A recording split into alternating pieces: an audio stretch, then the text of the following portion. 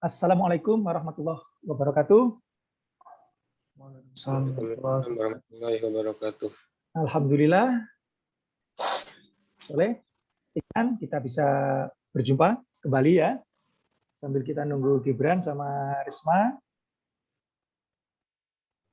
Gimana Iksan? Sehat-sehat aja? Iksan, kedengaran suara Ustaz? Kedengaran. Soleh, gimana? Kedengaran? Oke, alhamdulillah. Baik, sebelum kita mulai pertemuan hari ini, marilah kita awali sebagai budaya kita bahwa sebelum melakukan suatu aktivitas, kita awali dulu dengan berdoa. Berdoa, mulai. Amin. Alhamdulillahirabbil alamin. Baik, kita masuk hari ini bahasa Indonesia dan materi yang kita bahas adalah teks eksplanasi.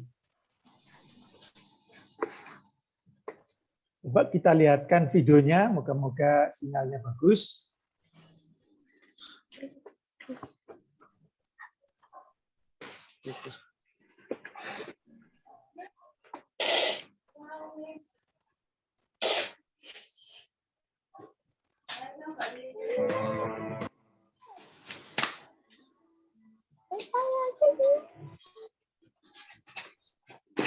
Assalamualaikum warahmatullahi wabarakatuh. Salam sejahtera untuk kita semua. Oke, siswa-siswa sekalian, kita belajar bersama lagi. Gimana hari ini kabarnya?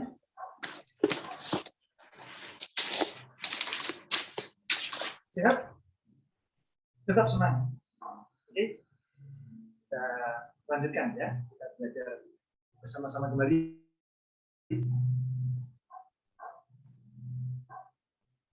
Ingat minggu kemarin kita juga sudah belajar bersama dan sekarang hari ini kita lanjutkan, kita ketemu kembali untuk belajar bersama. Sebagaimana biasa, sebelum kita mulai, marilah kita sama-sama menengadahkan tangan kita, ya, berdoa kepada Allah agar kegiatan aktivitas yang kita jalani hari ini mendapat ridho, mendapat rahmat dan berkah serta diberikan balasan yang lebih baik, baik di dunia maupun di akhirat. Oke, marilah kita awali kegiatan dengan berdoa bersama. Berdoa mulai. Amin. Ya Allah. Baik, kita masih ingat minggu kemarin kita sudah membahas apa kemarin? Teks prosedur ya, sudah kita bahas kemarin, kita bahas tentang apa itu teks prosedur. Jadi intinya bagaimana dalam melakukan suatu aktivitas ada tahapan-tahapan atau hubungannya yang mana tidak boleh saling bertabrakan ya antara langkah satu dan tiga. Contoh seperti misalnya sekarang kita bersekolah di sini, tidak mungkin tiba-tiba kita langsung berada di sini. Pasti ada prosesnya, ada prosedur-prosedur atau tahapan-tahapan yang harus kita jalani sehingga kita bisa berada di sini. Nah, itu kalau dalam tulisan menjelaskan seperti itu dinamakan dengan teks prosedur. Baik, itu kita tinggalkan sementara dan kita akan masuk dengan materi yang baru. Seperti biasa, kita berpantun sebentar. Ya. Naik kapal ke Teluk Bayu, naik taksi ke Bukit Tinggi. Setelah kenal teks prosedur, hari ini materi teks eksplanasi. Nah, malam Selasa turun hujan, petir dan kilat menari-nari. Ada salam dan doa kita panjatkan, tetap semangat belajar lagi. Oke, kita lanjutkan. Jadi hari ini kita akan membahas untuk tetap mata pelajaran bahasa Indonesia ya. Kita bahas tentang teks eksplanasi.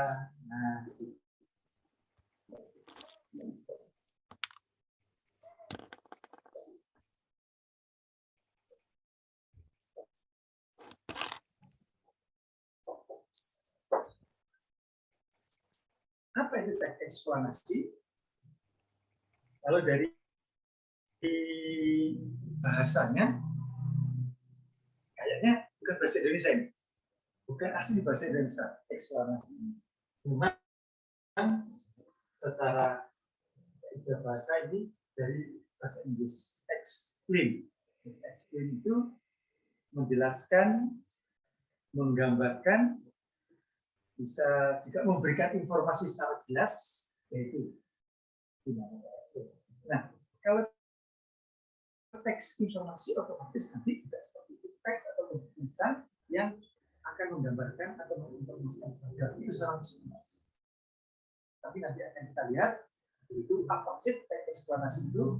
Untuk hari ini akan kita lihat satu persatu. Yang pertama dari sisi pengertiannya, kita lihat.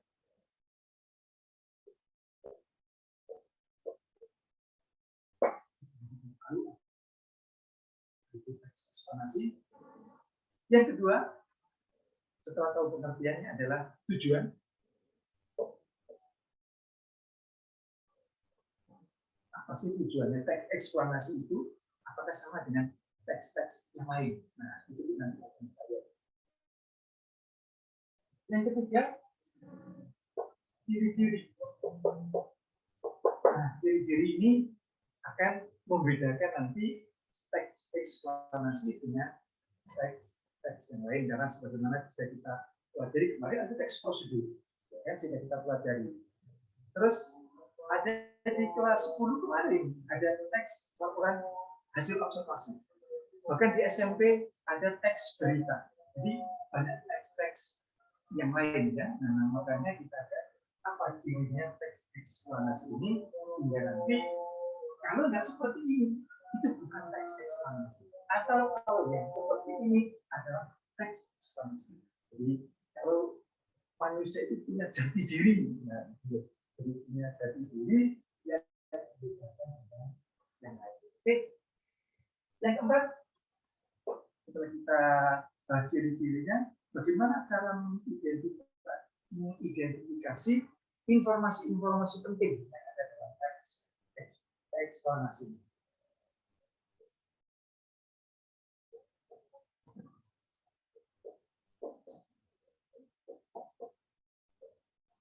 Nah, jadi kita belajar bagaimana kalau ada suatu teks eksplanasi itu, bagaimana informasi-informasi penting itu akan kita dapatkan. Oke. Yang kelima, yang tidak kalah pentingnya adalah struktur. Strukturnya. Dan kalau kita membuat teks eksplanasi, kita bisa tahu dan bisa membuat teks eksplanasi dengan baik dan benar. Yang keenam, setelah kita tahu strukturnya, kita juga akan lihat jenis-jenisnya.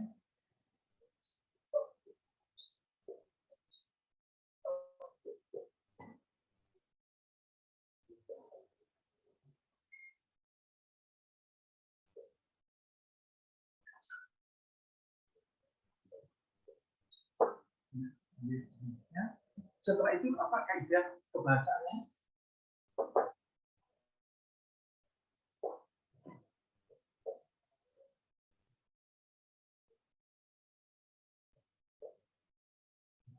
Mana kata-kata apa yang digunakan, kalimat apa yang dipakai dalam eksplanasi, juga akan kita lihat kaidah kebahasaannya. Terus yang pentingnya nanti langkah-langkah untuk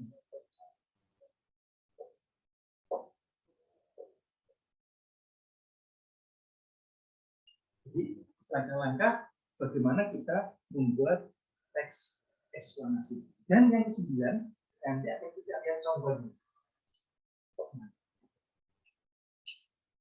Sehingga nanti kita semakin paham dengan tahu secara teorinya, mulai dari pengertian sampai langkah-langkah membuatnya, ada contohnya, sehingga kita mendapat gambaran, oh ini kalau dengan teks eksplanasi itu, sehingga paham, tidak bercampur atau tidak rancu dengan teks yang lain. Oke, jadi itu siswa sekaliannya. Untuk lebih jelasnya, seperti biasa, ya, kita lihat video berikut supaya akan mendapatkan pemahaman yang lebih baik. Oke, silakan disimak dan diperhatikan video berikut.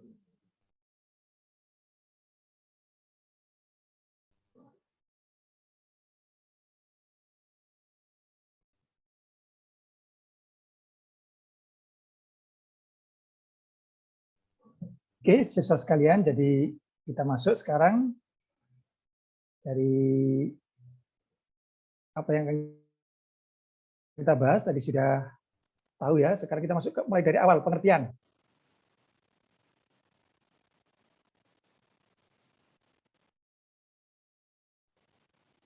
Jadi pengertian teks eksplanasi. Jadi tadi sudah dari explanation ya, penjelasan atau keterangan, yaitu nanti akan memberikan informasi atau penjelasan tentang suatu peristiwa. Nah, itu bisa peristiwa alam, bisa peristiwa budaya, peristiwa sosial, dan pengetahuan.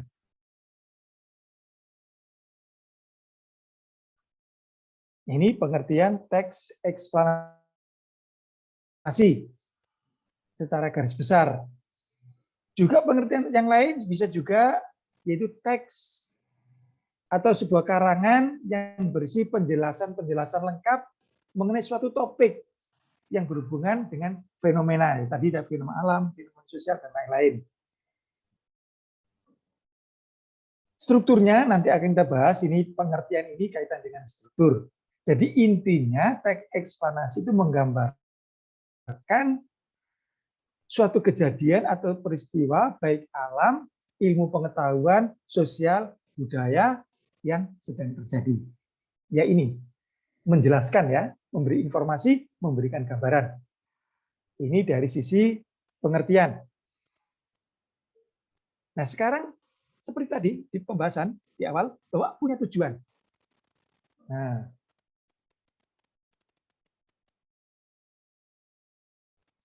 jadi tujuannya yang pertama, menjelaskan fenomena yang terjadi. Apa sih fenomena itu? Gibran, apa itu?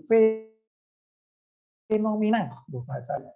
Supaya kita jelas, satu pemahaman. Menjelaskan fenomena, apa itu? Fenomena itu. Kejadian yang itu, Ustaz. Kejadian, benar, kejadian atau peristiwa. Fenomena. Jadi ada fenomena. Nah, untuk saat ini, kira-kira fenomena atau kejadian yang sedang ngetren, banyak pembahasan, apa? Coba Soleh. Yang sering menghiasi TV, menghiasi media sosial, kira-kira kejadian apa sih untuk saat ini yang sedang ngetren? Apa boleh? Yang sedang banyak pembahasan, yang juga sedang kita alami. Pandemi COVID. Pandemi. Nah ini ngetren. Bahkan kita seperti ini kan ada pandemi. Ya kita bersyukur. Dalam artian dengan pandemi kita bisa memanfaatkan belajar dengan teknologi. Kalau nggak ada ini mungkin nggak ada terpikir kita belajar kayak gini kan. Nah itu kita ambil manfaatnya, kita ambil positifnya. Kalau hanya menyesali kapan nggak berhenti-berhenti ya kita nggak ngerti. Jadi yang pertama tujuannya menjelaskan fenomena yang terjadi. Makanya ada fenomena alam, fenomena sosial, budaya, dan lain-lain. Nah kadang-kadang fenomena alam itu terkait dengan sosial juga. Contoh kalau pandemi itu kaitannya kan dengan kesehatan. Ya kan? Orang sakit. Tapi apa? Fenomena atau dampak yang lain. Ada ekonomi, ada pendidikan, ada sosial. Pendidikan nggak bisa kita ketemu tatap muka. Ekonomi, banyak yang toko ditutup, rumah makan nggak boleh nggak boleh buka sosial, nggak boleh kita ngumpul bareng-bareng kayak dulu, nggak boleh. Nah, jadi tujuan yang pertama adalah menjelaskan fenomena atau suatu peristiwa yang terjadi. Yang kedua, menjelaskan sebab akibat suatu peristiwa. Nah, yang tadi itu yang sudah Ustaz kasih contoh itu, ada peristiwa pandemi, ada sebabnya apa, akibatnya apa. Dan tren. Masih ingat, Gibran, apa sih sebabnya pandemi COVID ini? Karena apa sih? Coba, pernah nggak kamu dengar atau kamu baca, apa sih sebab-sebab? Kan mesti sekarang kan ada COVID-19 nih, mesti ada sebabnya. Coba kira-kira apa menurut kamu sebabnya? Sebabnya karena dari kelelawar, Ustaz. Oke, jadi dari kelelawar yang dikonsumsi itu ya di daerah Cina sana kan. Nah, seperti itu. Nah, apa akibatnya? Menular terus ke yang satu ke yang lain. Masih ingat, Iksan, bagaimana terjadinya pandemi di Indonesia? Dari otomatis dari Wuhan tadi kan, di Indonesia masih ingat enggak? Awal Maret 2020 kalau nggak salah itu kan, awal Maret.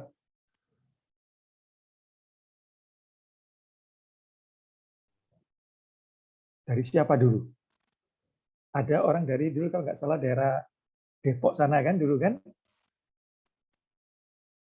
yang anak dengan ibunya, 2 orang itu yang punya teman yang dari Jepang itu. Lah, dari 2 orang itu ya sebabnya di Indonesia ini kan sekarang sudah 3 juta lebih orang Indonesia yang terkonfirmasi COVID-19. Dan alhamdulillah sudah mulai ada penurunan, walaupun masih di atas 20.000 ya per hari, tapi yang sembuh sudah banyak. Walaupun yang meninggal juga masih banyak juga, masih di atas 1.000. Nah, inilah sebabnya dan akibatnya apa? Yang tadi kita bahas, nggak bisa tidak tatap muka. Nggak boleh, karena nanti terjadi penularan. Nggak boleh sembarangan kita ngumpul-ngumpul kayak dulu. Sholat jamaah pun dibatasi jumlahnya di masjid. Jadi ini akibat-akibat yang ditimbulkan. Tujuannya yang kedua adalah menjelaskan akibat. Nah, yang ketiga, memberikan informasi kepada pembaca. Bukan ajakan untuk melakukan sesuatu, bukan. Berbeda nanti dengan teks yang lain. Nah, teks eksplanasi itu hanya berupa informasi, bukan mengajak. Tapi kalau persuasi nanti mengajak melakukan suatu aktivitas. Jadi kalau eksplanasi sekedar memberikan informasi, tidak ada ajakan. Ini loh COVID itu, ini loh cara penularannya, begini loh cara menghindari penularan itu memakai masker. Bukan, ayo kita pakai masker, bukan begitu. Nah, tapi hanya disampaikan masyarakat sendiri yang setelah baca, oh iya ya ternyata masker kok bisa mengurangi penularan. Melakukan sendiri, silakan boleh. Tapi teks eksplanasi berhenti sampai memberikan informasi kepada pembaca. Itu. Karena nanti ada teks persuasi, ada teks eksposisi lagi. Nah, yang juga mengajak nanti kan. Nah, ini tidak mengajak, tapi menyampaikan informasi yang benar apa adanya kepada pembaca. Jadi tujuannya 3, menjelaskan fenomena atau peristiwa yang terjadi, menjelaskan kausalitas atau sebab akibat suatu peristiwa, dan memberikan informasi kepada pembaca, bukan ajakan melakukan sesuatu. Oke, jelas masalah pengertian dan tujuan. Kalau yang ingin bertanya silakan sebelum kita lanjutkan. Gimana? Gibran, ada yang tanyakan? Nggak ada, Ustaz. Nggak ada, Iksan? Soleh? Ada. Oke, kita lanjutkan kalau gitu ya. Nah, sekarang ciri-ciri. Nah, ini ciri-ciri tadi juga sudah dijelaskan. Memang setiap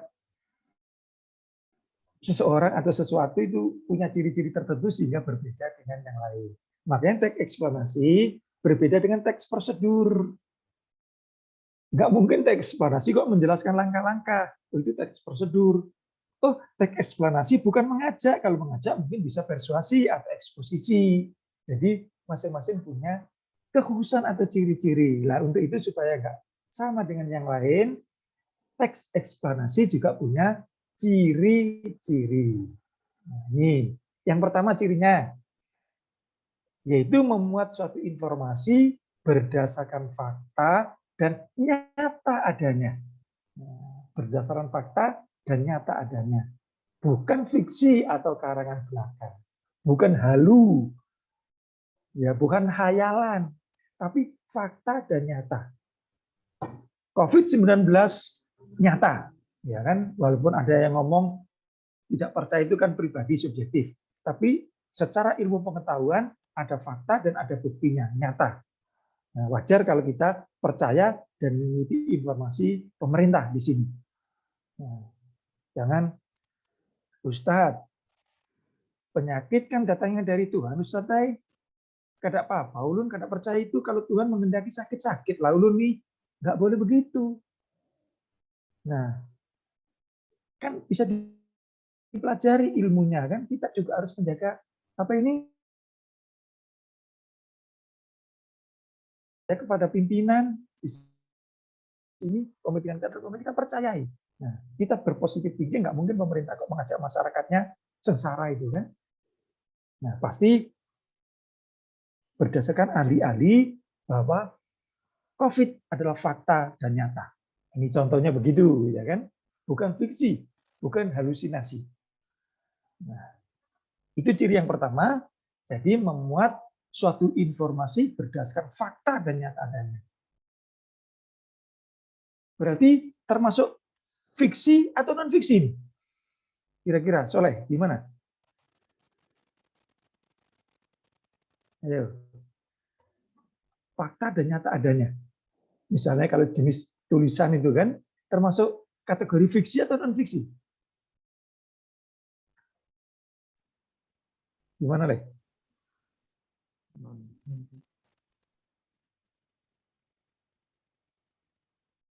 Iksan? Gimana, San?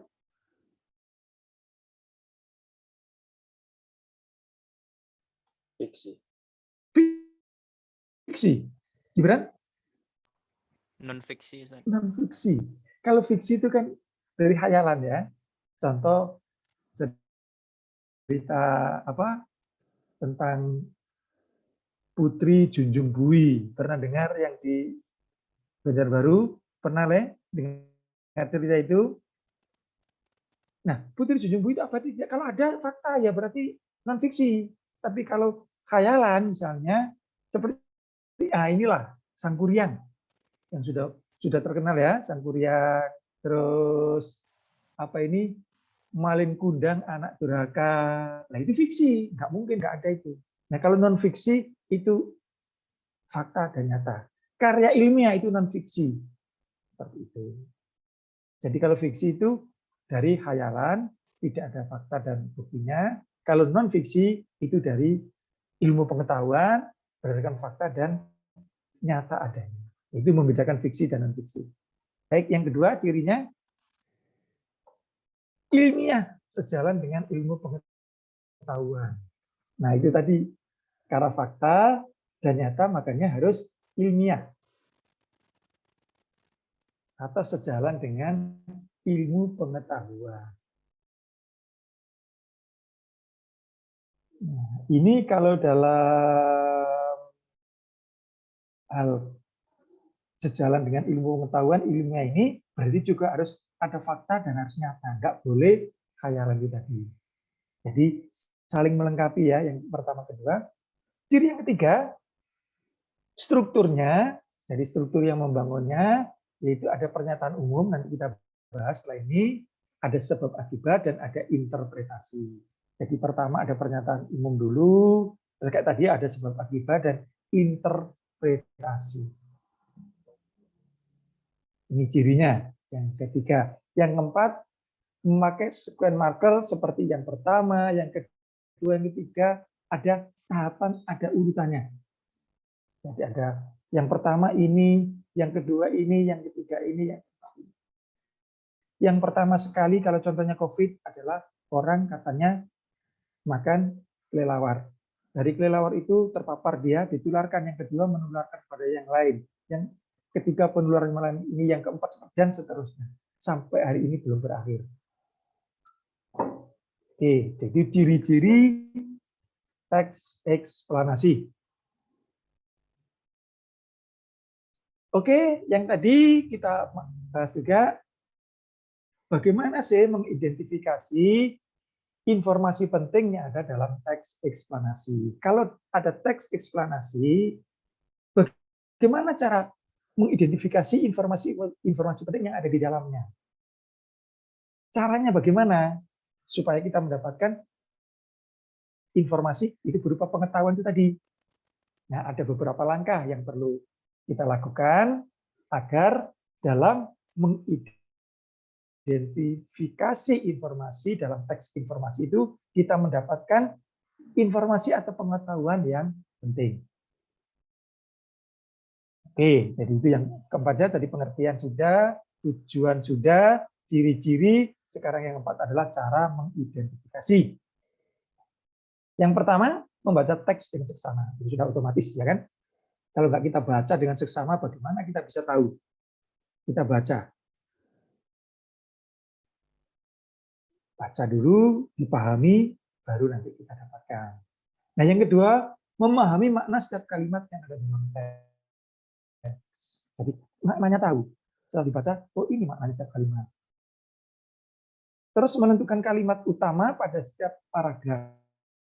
Dari setiap paragraf itu, apa sih kalimat utamanya? Sehingga berikutnya, menemukan gagasan utama atau ide pokoknya apa. Yang menjadi pokok persoalan itu apa sih di dalam paragraf ini? Terus biasanya pakai stabilo ditandai kata-kata kunci. Ada kata kunci kadang di stabilo kuning kan ada buku atau dikasih begitu kan, ada dikasih stabilo hijau kan. Itu adalah seperti itu caranya. Terus menandai kata kunci dan merumuskan inti kalimat utama. Dirumuskan sehingga tahu oh inilah informasi yang penting. Karena ini berupa ilmu pengetahuan ya, bukan hayalan. Nah, seperti yang disampaikan tadi Gibran tadi bahwa ini berasal dari kelelawar, pasti pernah mendengar atau katakan kalau membaca pasti ada kalimat penting. Oh, dari kelelawar ya, dari ternyata sebabnya itu makan orang Wuhan sana makan kelelawar, akhirnya terpapar ini. Ya, itu kan kalimat penting. Ini kan banyak penjelasan yang lain, tapi didapatkan ada kata kuncinya. Oke, nah sekarang strukturnya. Jadi struktur teks eksplanasi. Nah, ini juga sudah kita bahas. Jadi ingat strukturnya ada 3. Ada pernyataan umum, ada sebab dan akibat, dan ada interpretasi. Yang pertama, pernyataan umum mencakup penjelasan sebuah topik dan proses yang terbentuk dari adanya peristiwa tertentu. Jadi menggambarkan ya pernyataan umum topik dan proses dari suatu adanya peristiwa tertentu. Nah, setelah ada peristiwa tadi, ada fenomena itu yang kita sebut tadi, sebab akibatnya apa? Nah, contoh pernyataan umum misalnya bahwa saat ini dunia sedang mengalami pandemi virus corona 19. Ini salah satu contoh. Sebab akibatnya apa? Tentang peristiwa-peristiwa dengan mulai dari awal sampai akhir. Ternyata virus COVID-19 ini dimulai dari daerah Wuhan, ada peristiwa ini sebabnya ini dan seterusnya. Sampai dampaknya pada pendidikan, ekonomi dan seterusnya. Itu sebab akibatnya. Seperti tadi sudah tujuannya tadi sudah kita sampaikan bersamaan ya, bersistematis bersama. Terus interpretasi yaitu memberi suatu pernyataan topik yang akan diuraikan. Bisa disebut sebagai kesimpulan dari teks eksplanasi itu sendiri. Jadi interpretasi itu apa kesimpulannya? Contoh ternyata virus COVID-19 itu bisa bermutasi dan sekarang muncul varian baru bernama Delta yang tingkat penularannya nggak tahu berapa kali lipat, mungkin bisa 3 kali lipat dibanding yang virus COVID yang semula, yaitu pada asalnya dia muncul. Nah, ini contohnya begitu, makanya berhati-hati sekarang Delta yang dihadapi.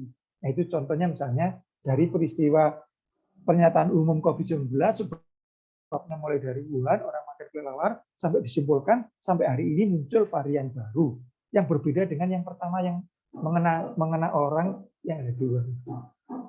Jadi ini strukturnya. Jadi kalau membuat teks seperti ini. Nanti kalau kita mencari contoh teks eksplanasi seperti ini, mana yang pernyataan umum?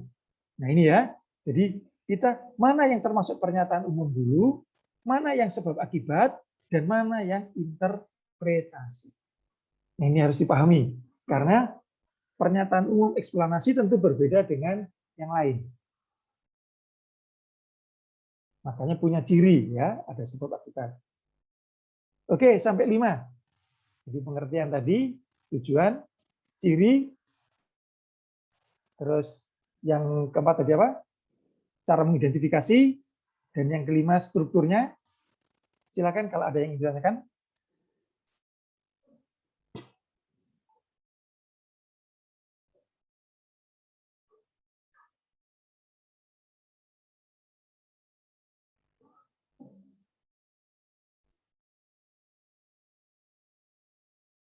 Baik, kalau nggak ada satu lagi, setelah satu ini coba kita nanti uji kompetensi lisan ya, kita lakukan mulai dari pengertian sampai di mana pemahamannya terhadap materi yang sudah dipelajari. Nah, jenis-jenisnya, jenis-jenis teks eksplanasi itu ada 2, yaitu penjelasan bagaimana dan penjelasan mengapa, how dan why. Jadi bagaimana sesuatu dapat terjadi dan lain sebagainya. Bagaimana cara agar umat tidak kebanjiran, dan bagaimana supaya kita tidak terpapar COVID-19, bagaimana supaya kita aman ketika bepergian, bagaimana supaya kita bagaimana kita bisa tetap belajar walaupun dengan cara online, bagaimana kita tetap bisa memahami materi, bagaimana dijelaskan semua. Dan yang kedua adalah jenis mengapa. Mengapa bisa terjadi banjir? Mengapa terjadi COVID? Mengapa belajar online? Mengapa belajar tatap muka? Mengapa pakai masker? Mengapa vaksin? Nah, itu seperti itu. Jadi dijelaskan semua nanti jawabannya. Makanya eksplanasi adalah menjelaskan. Nah, jadi jenis menjelaskan dari pertanyaan bagaimana, yang satu dari pertanyaan mengapa.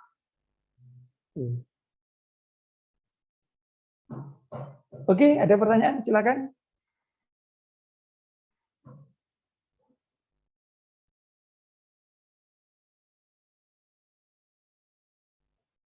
Oke. Kalau nggak ada, coba kita sekarang Ustaz yang bertanya. Dengan kalimat sendiri. Coba jawab aja dengan kalimat sendiri ya.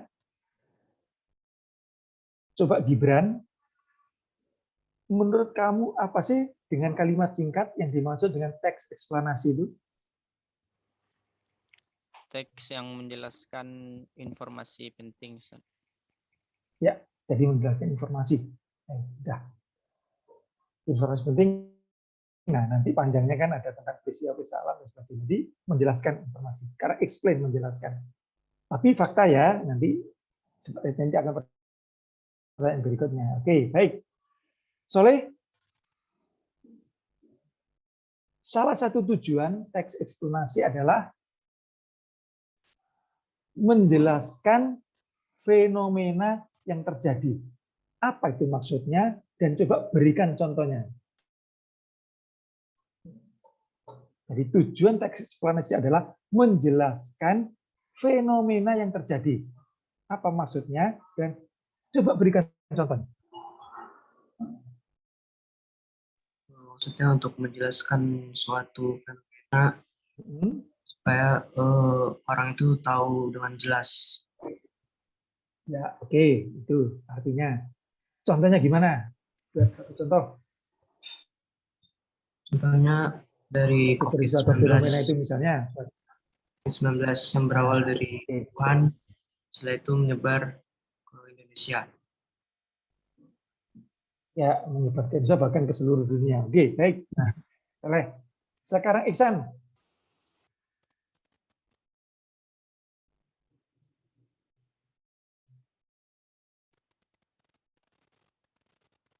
Coba Iksan, ya kan? Jadi salah satu ciri teks eksplanasi itu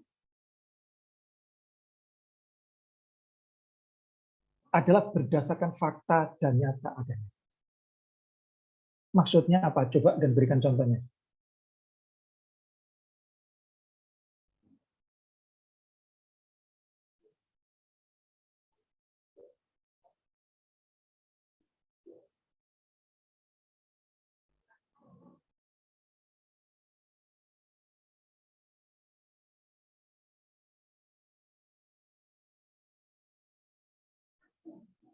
Berdasarkan fakta dan nyata adanya. Artinya apa?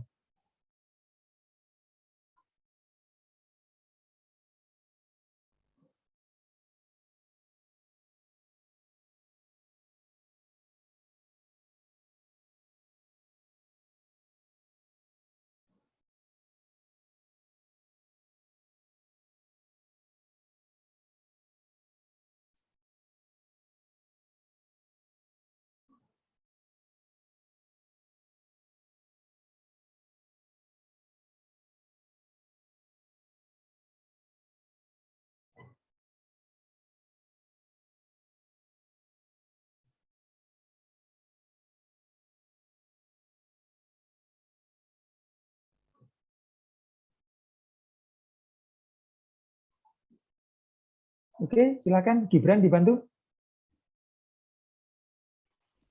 Gimana? Berdasarkan jadi salah satu ciri teks eksplanasi adalah memberikan informasi berdasarkan fakta dan nyata adanya. Berdasarkan riset ilmiah dan penelitian. Berdasarkan riset ilmiah, Penelitian.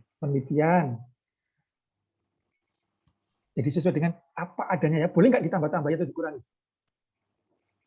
Tidak, Ustaz. Nggak boleh. Contohnya gimana? Coba Iksan yang contohnya sekarang. Iksan lah yang berikan contoh. Iksan, gimana contohnya? Nggak boleh tambahi, nggak boleh dikurangi sesuai dengan apa adanya.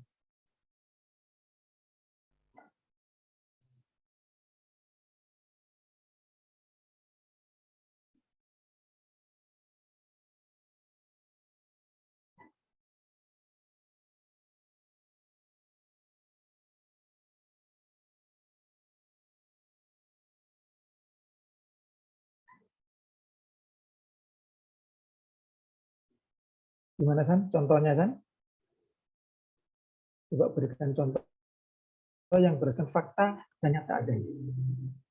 Tadi juga Ustadz bahas ya, yang seperti tentang COVID, coba yang lain lah. Selain COVID, misalnya.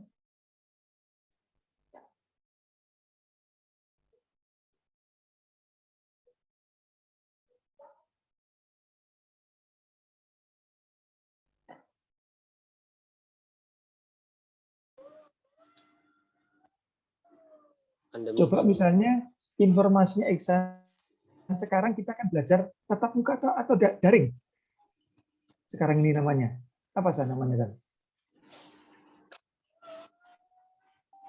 Belajar apa? Daring. Nah, contoh misalnya memberikan informasi bahwa SMA Jani sampai hari ini masih melakukan pembelajaran daring. Itu fakta. Dan nyata adanya. Kalau ditambahi kecuali kelas 10 tatap muka, berarti kan nggak sesuai dengan fakta. Nah, gitu loh kan. Harus sesuai dengan fakta dan nyata adanya. Nggak boleh tambahin, nggak boleh kurangi. Itu ciri dari teks eksplanasi yang pertama. Oke, sekarang kita lihat lagi Soleh ya, berikutnya.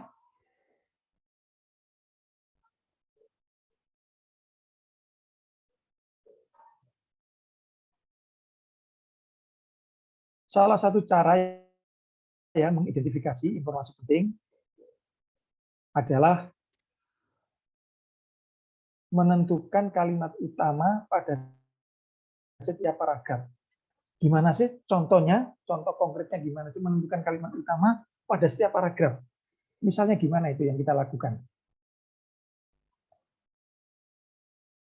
Namanya kita membaca kan ada alinea untuk paragraf-paragraf kan, paragraf 1, paragraf 2 dan seterusnya.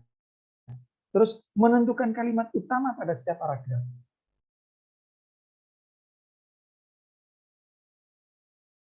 Apa yang kita lakukan? Misalnya kita sudah membaca buku atau membaca suatu teks gitu kan, otomatis teks itu dari banyak paragraf kan, banyak alinea. Misalnya dari paragraf 1, oh ini, nah gimana cara menentukan kalimat?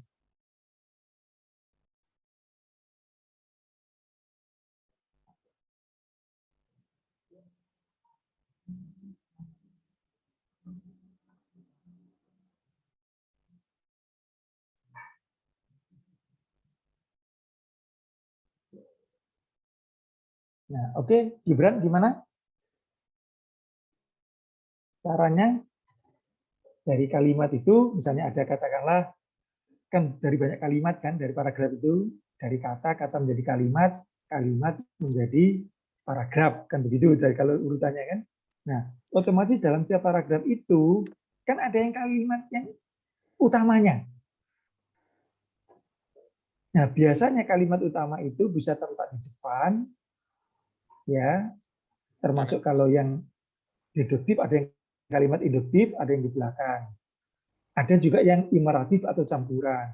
Nah, bagaimana kita menentukan itu? Dengan membacanya, Ustaz.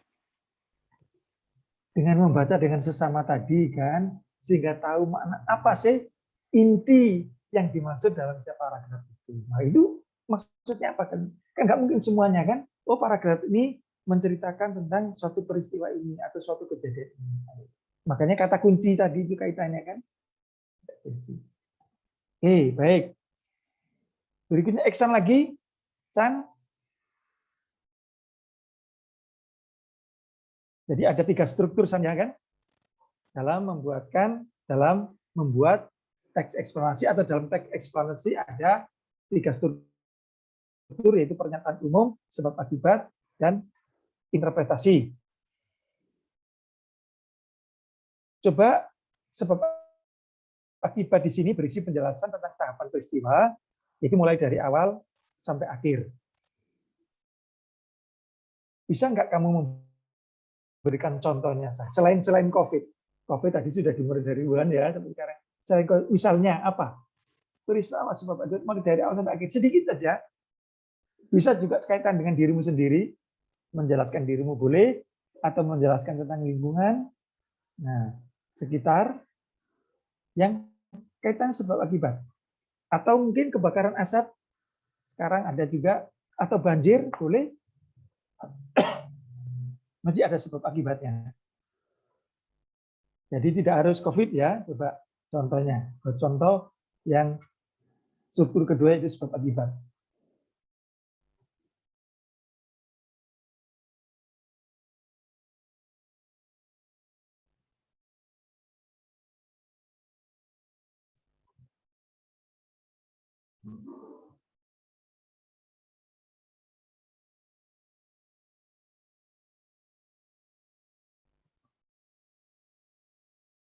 Soleh, dibantu? Iksan, gimana Le? Satu contoh selain COVID ya. Makanya bisa banjir, bisa kebakaran, bisa asap, apalagi bisa kenakalan remaja, bisa geng motor itu.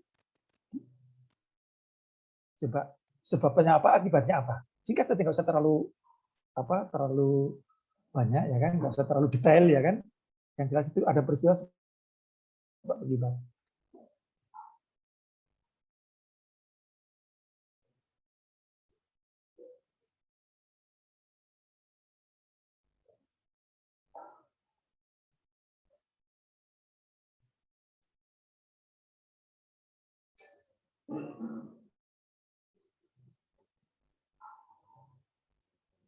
Oke, Gibran, dibantu, Soleh. Gimana, Bang? Misalnya banjir, Ustaz. Ya, oke, banjir ya. Terus? Sebabnya karena masyarakat membuang sampah sembarangan. Membuang sampah sembarangan. Terus Akibatnya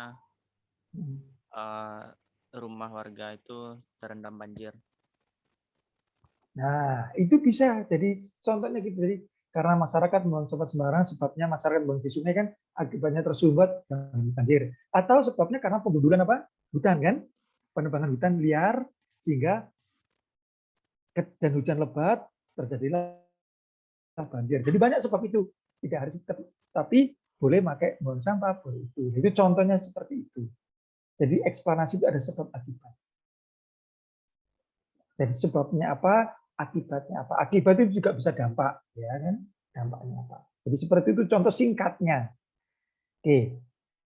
Baik, itu yang kita pelajari hari ini. Silakan kalau ada yang tanyakan sampai jenis tadi kan.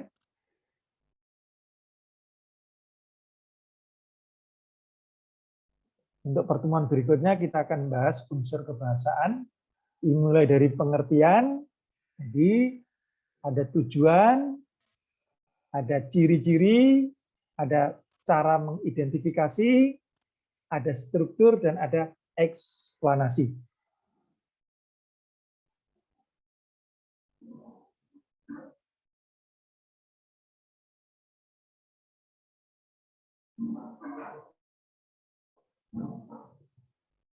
Nah, oke. Kalau nggak ada yang tanyakan, yang menjadi tugas berikutnya adalah coba dicari contoh teks eksplanasi, temanya bebas, bisa peristiwa alam, bisa peristiwa sosial, bisa peristiwa budaya, tema bebas, ya kan? Silakan. Bisa banjir tadi kayak si Gibran, bisa juga COVID tadi juga dibahas juga, bisa karena seperti ini apa? Kenakalan anak-anak geng motor itu, atau bisa PPKM level 4 yang sekarang ini, ya kan? Boleh, temanya bebas. Silakan dicari teksnya di internet. Nah, dilihat nanti gimana strukturnya. Nah, mana yang pernyataan umum, nanti yang pernyataan umum dulu kan, misalnya judulnya apa, misalnya judulnya, ini contoh PPKM level 4 di Banjarbaru. Pernyataan umum apa? Kalimatnya apa? Alinea atau paragrafnya apa yang pernyataan umum itu? Yang sebab akibatnya apa? Dibahas apa sebabnya, apa akibatnya. Sampai interpretasi kesimpulannya apa. Seperti itu ya. Jadi sehingga kita semakin paham bagaimana struktur dari teks eksplanasi. Oke, dicari nanti di internet. Baik, kalau nggak ada yang ditanyakan, untuk hari ini kita cukupi sampai di sini dulu. Sedangkan berikutnya, termasuk yang apa ini unsur kaidah kebahasaan atau unsur bahasa, langkah-langkah membuat dan contohnya, contoh-contoh ini kita akan bahas pada pertemuan berikutnya. Jadi bagaimana contoh ini contohnya ya, pernyataan umum, penjelasan sebab akibat. Nah, itu contohnya ini. Nanti kita yang sudah kita buat kita padukan seperti di sini sehingga contoh dan yang kita buat tadi yang kita cari itu klop atau ada kesamaan sehingga kita semakin paham. Nah, ini mana yang pernyataan umum ya kan? Dasar ini seperti ini nanti kita lihat dulu. Jadi hanya itu aja. Jadi bukan kebahasaannya belum, untuk analisa kebahasaan belum. Hanya sampai seperti strukturnya saja dulu. Pernyataan umum, sebab akibat dan interpretasi. Oke, siswa sekalian, mohon maaf kalau ada kesalahan dan kekurangan. Setiap soal pertemuan pasti kita sampaikan bahwa masih banyak kekurangan, silakan dicari. Makanya untuk menambah itu kita lakukan ya uji kompetensi lisan ya. Nanti juga kita uji kompetensi tulis juga kita laksanakan. Cuma karena waktu secara lisan, bagaimana tingkat pemahamannya, dan untuk memperdalam lagi silakan dicari tugasnya, teks eksplanasi, dianalisa strukturnya dulu, nanti dikirimkan, dan nanti pada pertemuan berikutnya kita bisa mempresentasikan hasilnya masing-masing. Sehingga akan semakin jelas materi yang kita pelajari. Mohon maaf kalau ada kesalahan dan kekurangannya. Marilah pertemuan hari ini kita tutup dengan berdoa bersama, dengan membacakan hamdalah, alhamdulillahirabbil alamin, assalamualaikum warahmatullahi wabarakatuh. Waalaikumsalam. Waalaikumsalam warahmatullahi wabarakatuh.